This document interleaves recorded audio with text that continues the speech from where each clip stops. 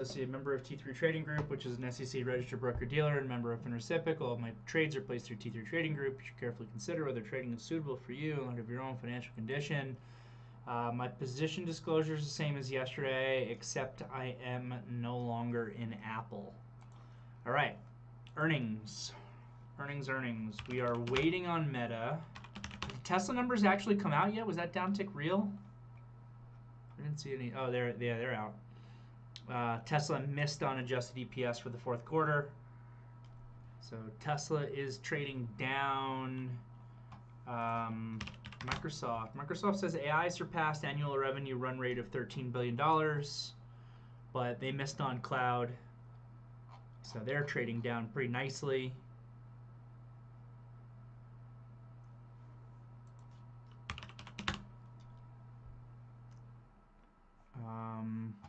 Meta looks like it's out. I'm not seeing the numbers yet.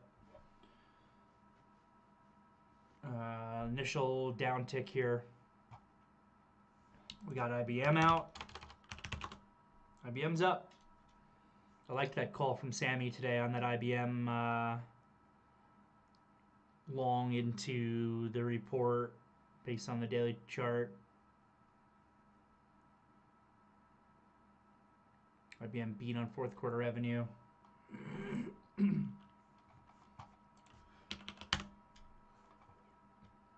Qs are still trading on kind of all over the place. No real direction with them despite Microsoft and Tesla being down. I'm actually surprised that the Qs are not trading down a little bit more. To be honest. But they're not. All right, well, I mean, today was, I don't know, it felt kind of crazy, but it also felt like nothing happened at the same time, especially you look at the SPY 5-minute chart here. We ended up closing pretty much where we started on I guess there was this downtick here at 1 o'clock. But we ended up closing more or less kind of where we started on the intraday price action with the downtick at 1 and then the Fed coming out at 2. So kind of much ado about nothing there. It doesn't really change anything for us on this daily chart too much. We still closed above $600.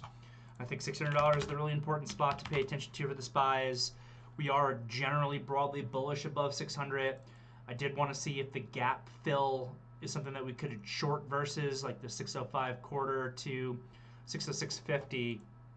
I think if I remember correctly, we were above yesterday's high at one point pre-market, right? Yes, we were.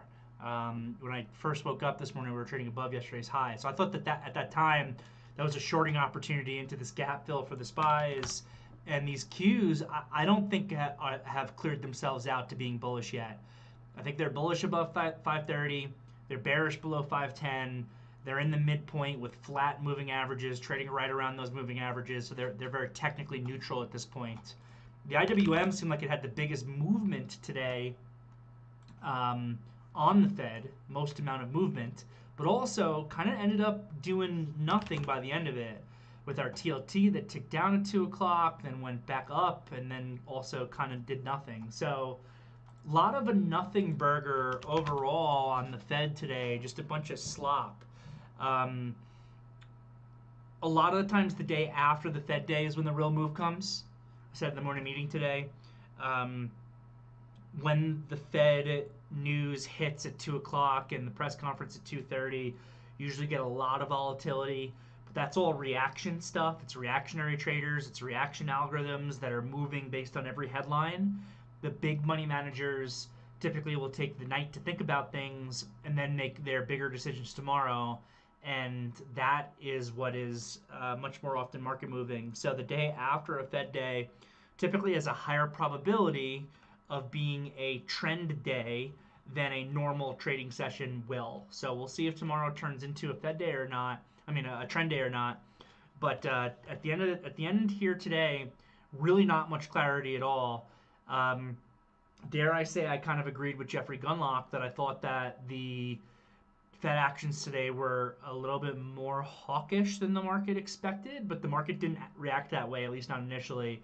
I thought that the language that came out at 2 o'clock was decently hawkish. I thought we were going to trade down on that. I shorted some Qs pretty much right away when that headline hit. I know that Josh did as well, and it turned into a lot of nothing. So I had shorted some Qs. I had also bought some TQQQ puts as kind of a day trade when we saw a large order TQQQ put hit the market. So I was managing both of those at the same time, and I honestly finished out break even in both of them. I'm probably down a little bit on fees on the options because those clearing costs are a little bit expensive, and I traded a decent amount of contracts. I've been, interestingly enough, kind of day trading some options contracts when I also have the underlying both today and the last couple of days. I was doing that in Apple the other day. I was doing that in something else 2 days ago. I don't remember what. And I had success the last 2 days, but today break even, but I'll be down on some costs on the options trade. And then I really got bailed out with this final downtick here. This final downtick let me cover a ton of TQQQ and let me fully liquidate those puts to basically end up being break even in this. Otherwise, I would have lost some money. But again, at the end of the day here, really nothing to talk about. I feel like my whole day was kind of what I just described. I traded so much today just to be break even in so many things. This MSTR, I was green in all day on my short, and then finally into this final rally, I had to kind of chase higher to liquidate the position. Finished barely positive in that. Qs flat. Apple, it took 2 day trading losses in, which netted out the P&L that I made by holding it overnight. So Apple's another one at the end of the day here. My P&L is like exactly flat on. I did make money on the NVIDIA and OKLO shorts though. Short NVIDIA pre-market around a bit above 128 because it was in that 128 to 130s, 127 to 130 zone that we had been talking about, even though the ADMA wasn't there yet. And then tricky trade, but it worked. Was shorting OKLO, starting as an extension trade. I liquidated it. I had bids out that got filled on this tail. It ended up fully failing anyway, but I was able to make money in both of those. And then everything else I did, I felt like I worked so hard today, trading and banging the keys just to make nothing in a whole bunch of positions. They're not losers either, so I can't complain. Just a lot of work. But net, a decent positive day for me just because of the Alibaba position that I'm managing and the Palantir short that I had from yesterday and this morning above 80 that I was able to liquidate a lot of into the down move. So that's kind of what ended up making my day. But overall, just to circle back to the market, I think we're kind of in wait and see mode. My thought process still leans bearish. I got to be honest, but the technicals haven't confirmed it.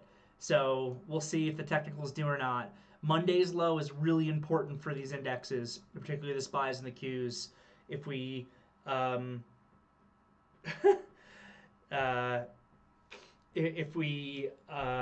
trade, if we have the trend day tomorrow and we get that gets us below Monday's low, or some of these earnings reports that are coming out weaken this market down, that gets below Monday's low, I think that's where you become in trouble.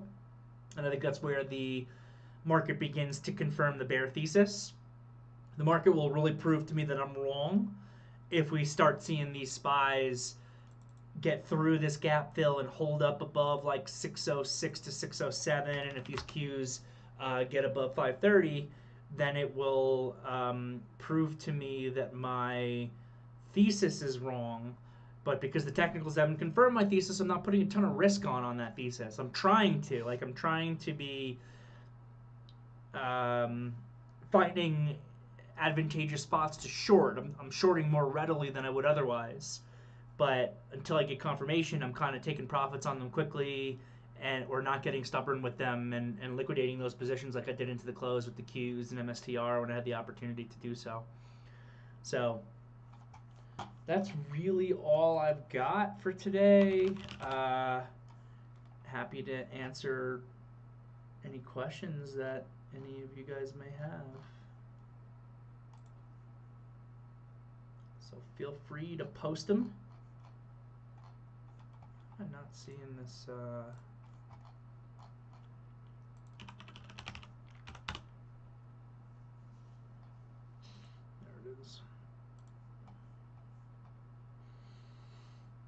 Nothing in the YouTube so far.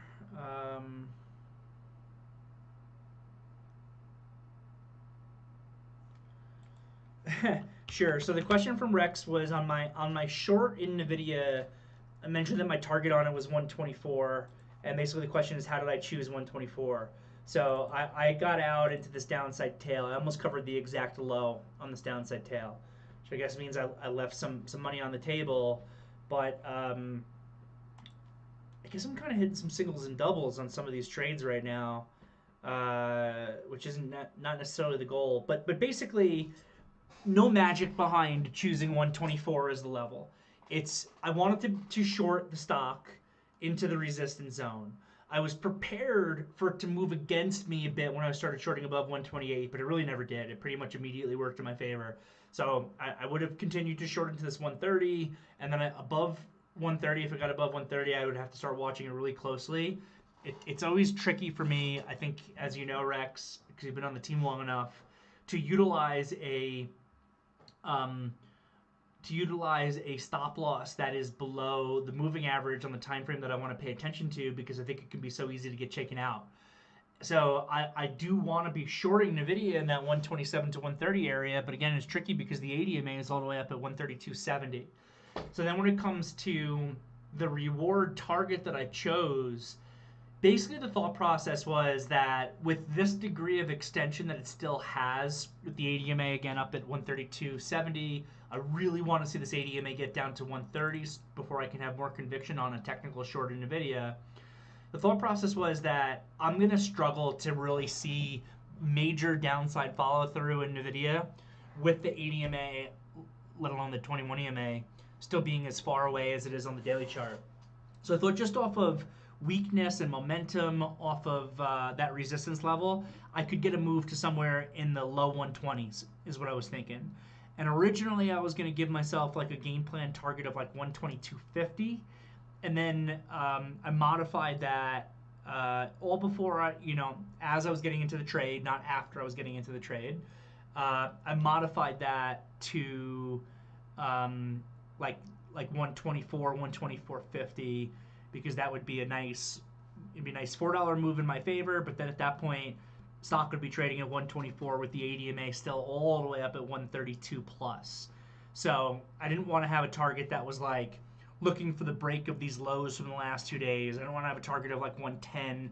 I wasn't really planning on it being like a major swing position or anything like that at this point, because I'm still waiting for more confirmation from the market and more confirmation from the daily chart of NVIDIA itself. So no exact science behind choosing that profit target, more just kind of a thought process based on how extended it would look when it got down to there. So that's kind of how I chose it.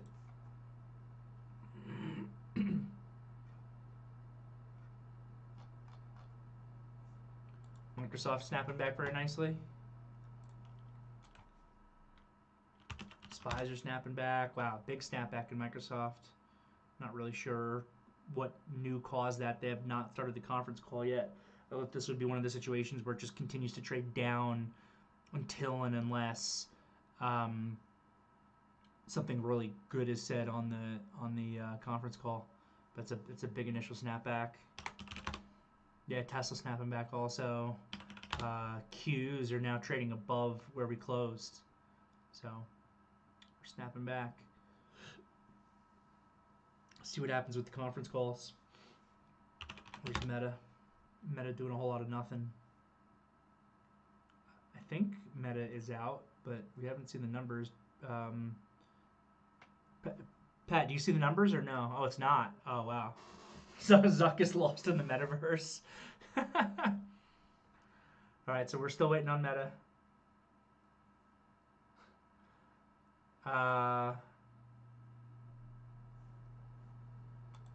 Everyone wants me to look at China. What else is new? Yeah, I mean, so Baba gave great upside continuation in $200 today. Said it yesterday afternoon that we could easily see the stock gap up $200. Is pretty much what happened. They sold it off intraday. They particularly seem to actually sell this off post 2 o'clock, which I thought was interesting. I think there might have also been some headlines that were coming out from the U.S. government here related to this DeepSeek potentially stealing from Chat GPT.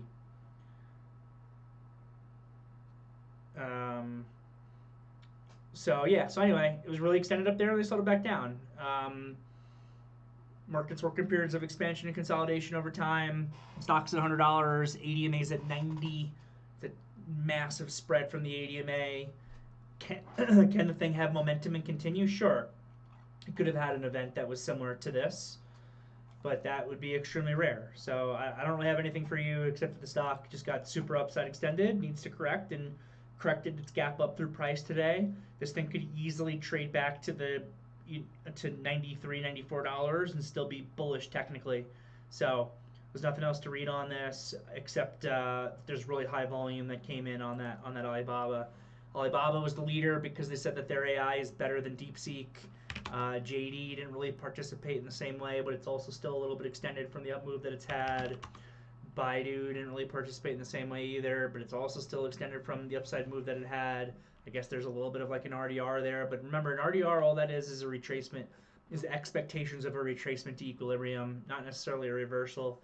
So I like the names still, but like I said this morning, my game plan was to reduce exposure as it goes up and increase exposure as it goes down, while still maintaining a target of like 107 for Alibaba.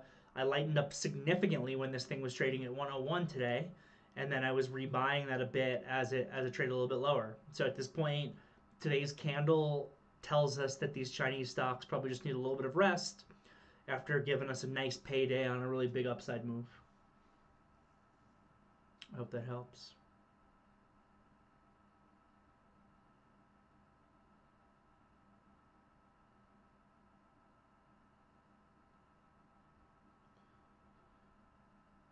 Meta is going to pay Trump $25 million on a settlement related to a lawsuit after Meta suspended Trump's accounts.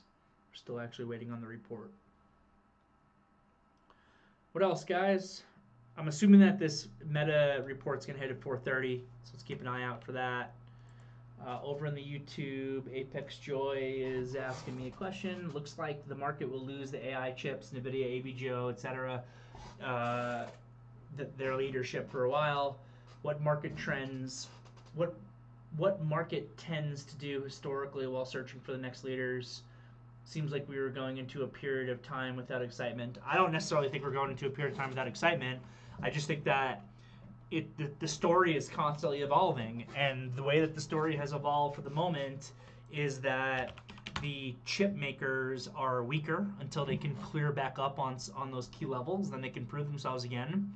But that's translated into other winners. The other winners, like we talked in yesterday's afternoon meeting, were software. Today they gave back some of those gains, some of those really crazy ones. Path gave back some gains, Snow gave back some gains, CRM gave back some gains. But Meta is still being viewed as a winner. Amazon is still being viewed as a winner. Microsoft is still being viewed as a winner. Google is still being viewed as a winner. So we'll see how the story evolves. I'm still waiting for more information from this market. I've stated that my general thought process is bearish, but the technicals are not confirming it, so you should take it with a grain of salt. But Monday really shook things up so badly that a lot of these charts are still building out after these really big moves. For some of them, they were on the upside, like Meta and Microsoft, gapping down and trading all the way back up. Others, like NVIDIA, were to the downside and are digesting those downside gains, so they're not looking great. Tesla trading up. Tesla at 403 now.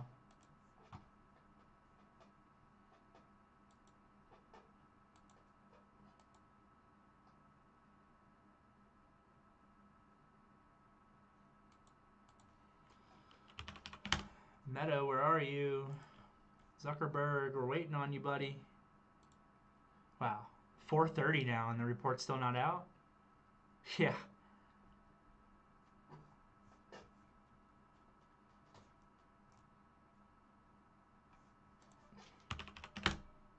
I'm really surprised it's not out now that it's 4:30 here. Qs are trading all the way back up now to the post-Fed high. I don't understand the joke. I don't know who that is. I know you said that one other day as well. This Palantir traded down after hours. I don't know why. I thought that was initially off Microsoft. Maybe it is.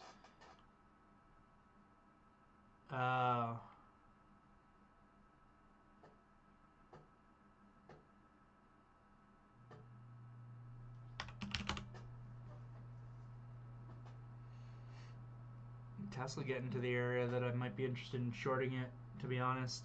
I don't think I'm going to do it after hours today. I'm probably going to wait for the dust to settle tomorrow.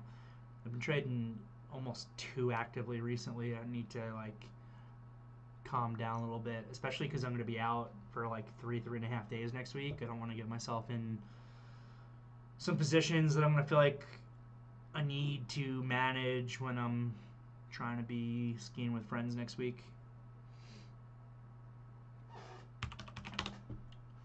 Trying to continue to hang out with you guys until we get meta, but I don't really have anything else to talk about.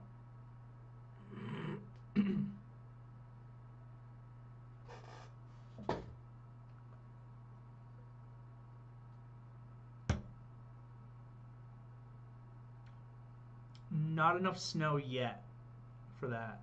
It's in process. It starts as a sledding hill, and then if I can, it could become a ski ramp.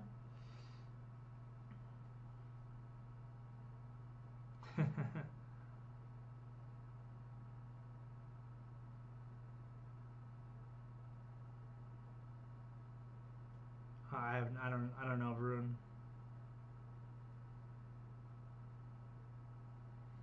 LRCX reported. Do we get the numbers in the VTF? It's trading well. I don't like this daily chart. This daily chart's very sloppy.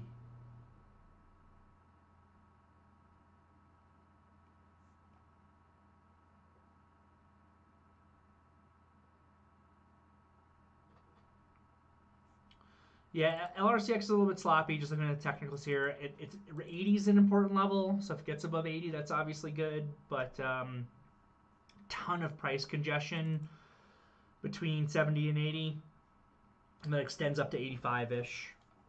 So you could look at this thing above 80. Your confirmation, I think, really comes in above 85.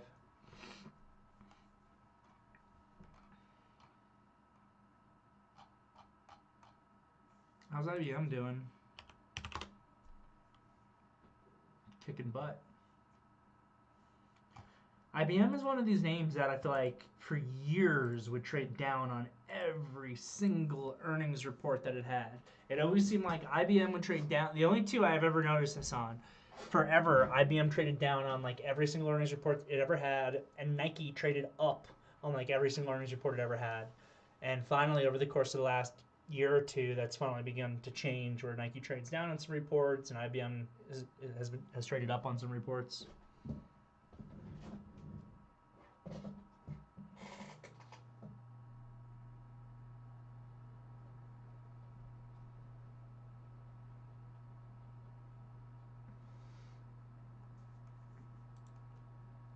Target for spies and Qs.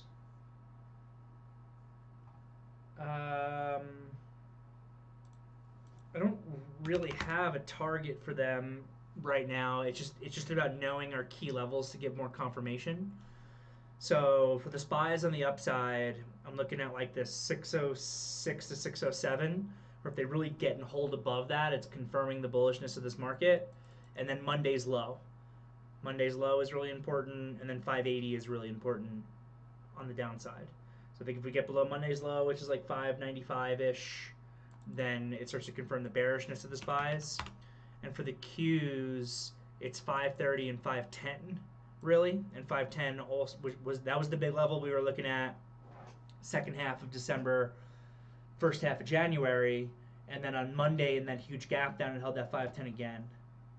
So those are the major levels that we're looking at. The market feels very neutral to me in the Qs while we're between those levels, and it feels technically more bullish than neutral in the spies. But my own kind of qualitative thesis has been a little bit more bearish. It's been weighing that out.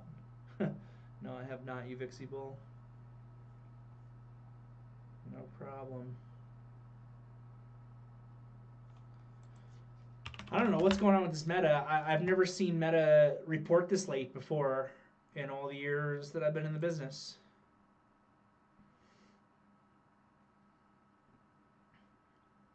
Probably pretty low.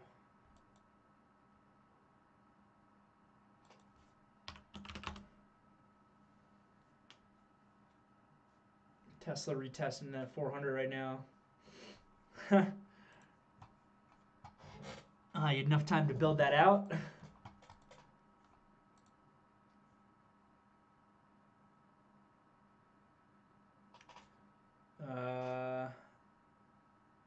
Tech reporter info here from Bill. I've covered Meta for over 10 years, which is a lot of earnings calls, and I have never experienced a delay like this before. Very interested to hear an explanation.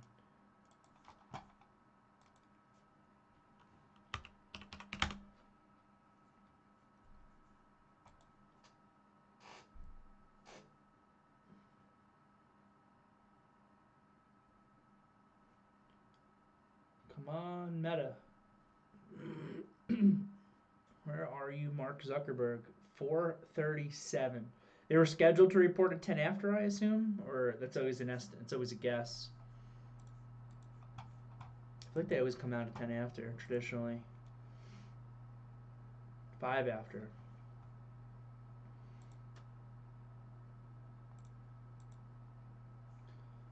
Well, if they're not out by 4:40 and no one else has any questions, I'm probably just going to have to shut down the afternoon meeting because I do got a couple of things I got to do and take care of.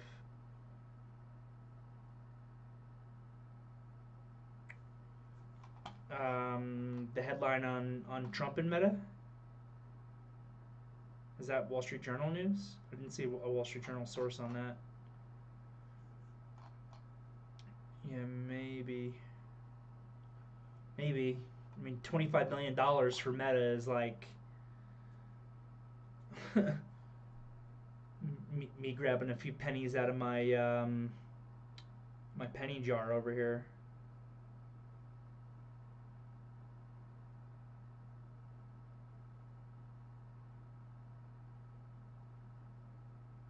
Meta just had a little bit of a downtick.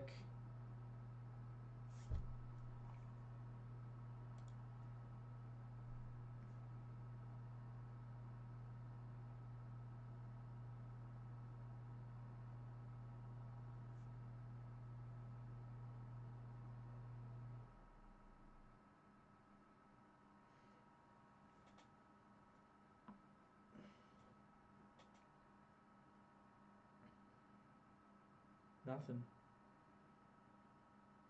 It's always interesting that Meta dropped $11 at one point after hours here, and the report wasn't even out yet. But we see that happen like a lot these days, and this obviously could have been a little bit as a secondary play to like a Microsoft.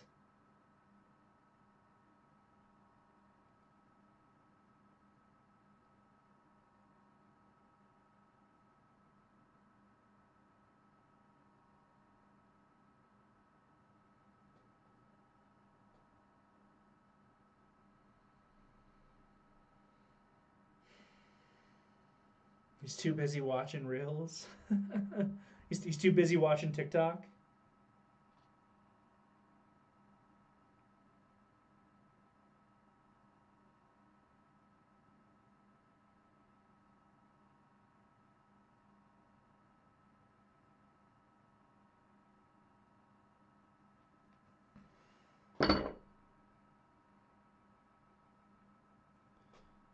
No, it hasn't happened. When's the call supposed to be? 5 o'clock? Big down ticket Meta there. Looks like maybe it's out. Hugely wide spreads.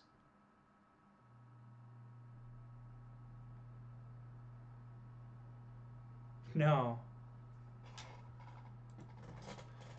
Fourth quarter revenue beats, fourth quarter operating income beats, EPS beats, ad revenue beats, Reality Labs misses, who cares, very small miss. Family of apps beats, Reality Labs loss, better than expected. What's bad about this report? I don't see anything bad in this report yet.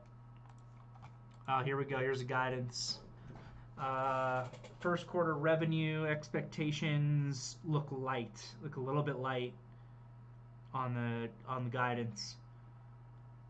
2025 capex and 2025 capex to exceed expectations by a huge amount. Yes, Oriel. Reality Labs is metaverse stuff. All right, so I guess so revenue expectations are light while 2025 capex expectations increased. Not a great combination. So that's what's hitting this thing down. Guidance assumes that foreign currency is a 3% headwind. We're not providing a full year 2025 revenue outlook. Yeah, that revenue miss is the headline. That plus the increase in the capex expenditure. And the stock screen. No idea why the stock would go green on those guidance numbers, to be honest. I find that to be pretty surprising. Now it's trading back red, but that was a real quick tick up to 680, up to the intraday highs. They're not providing full year 2025 revenue outlook. That's an extra negative in my opinion. Might not have a huge impact because they're still providing the quarterly. But I don't like that quarterly rev miss, especially when the stock's up as much as it is. I've always found that when stocks are up a massive amount into the report, that like coming in line is not good enough. You have to like really destroy expectations, and this does not look like a destruction of expectations to me.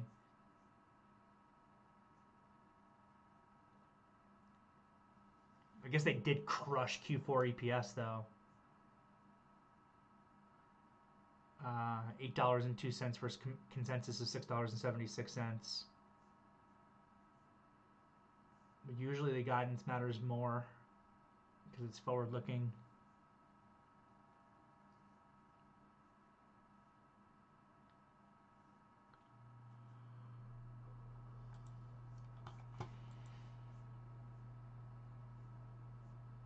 Majority of 2025 capex to be directed to their core business.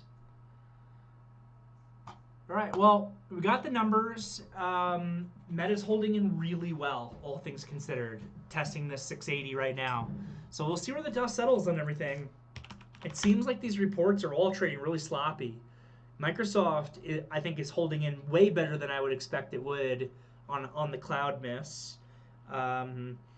Meta is holding in better than I expected it would, given how much it is up into this earnings report, given the revenue guidance miss and the capex increase. IBM report looked great to me across the board. It deserves to be up. And Tesla, I want to see guidance on this Tesla. Let's see what I feel like the conference call on Tesla could sometimes be super market moving. I didn't really look at ServiceNow. Yeah, now it's trading down, and Bill gave Tate the numbers somewhere earlier. I didn't look at it because I just don't. There's no way I'm going to trade this stock pretty much ever. But Bill posted them at 420 in the VTF if you want to scroll up and have a look. $1,000 looks like it's an important level, but name's just too wide and spready for me. All right. On that note, I will end the meeting there, and we'll see where we got to tomorrow. I feel like these earnings reports did not give us as much clarity as I thought that they might. So let's see what they look like when the dust settles and we get through the conference calls. Have a great night, everybody.